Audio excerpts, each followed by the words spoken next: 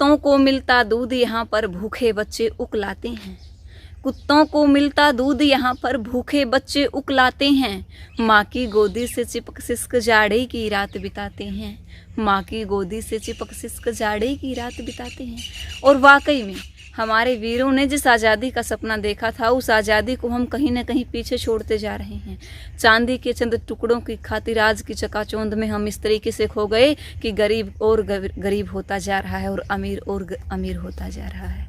और कहा भी जाता है कि जिस हित के लिए, जिस समाज हित के लिए हमने आज़ादी का वो सपना देखा था, वो सपना न जाने कहाँ छिन सा गया है, खो सा गया है, जिसकी तलाश अनेकों परिवारों को, अनेकों बच्चों को, अनेकों लड़कियों को आज भी है। और वहीं यदि आज हमारी मीडिया कोई मुद्दा उछालती है, या तो कोई नेता इस देश से चला गया, या कोई अभिनेता इस देश से चला गया, या विदेशों से कोई सामान हमारे देश में आया है, सिर्फ वो मुद्दा दिखता है, लोगों को नहीं दिखता। आए दिन सीमा पर हमारे वीर किस तरीके से अपने प्राणों को न्यौछावर कर रहे हैं। हमारे देश में रहते हुए एक किसान अपने खेत में किस तरीके से आत्महत्या को गले लगा लेता है। एक बच्चा भूख के मारे उस सड़क पर, उस चौराहे पर, उस पेड़ के नीचे भोजन न मिलने के कारण अपनी जान गंवा देता है।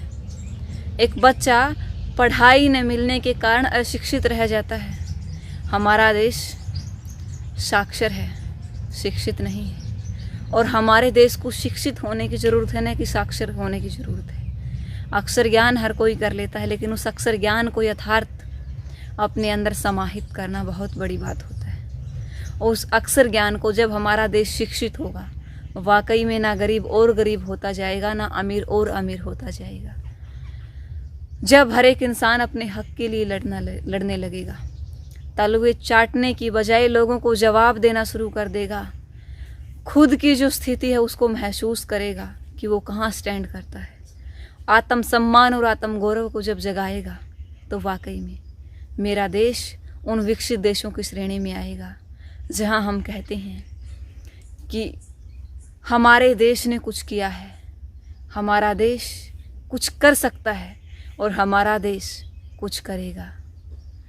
सारे जहाँ से अच्छा हिंदोसता हमारा, हम बुलबुले हैं इसकी ये गुलसिता हमारा, हम बुलबुले हैं इसकी ये गुलसिता हमारा।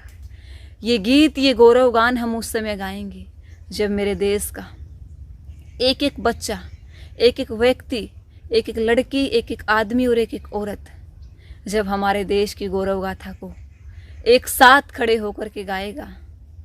ये नहीं कि सिर्फ चंद लोगों का ही काम है शिक्षा प्राप्त करना, चंद लोगों का काम ही है आगे बढ़ना, चंद लोगों का काम है ऐशो आराम को उपलब्ध करना। उस थोड़े से ऐशो आराम में से थोड़ा सा अपनी ईमानदारी के साथ उन लोगों को भी दीजिए जिसको ज़रूरत है।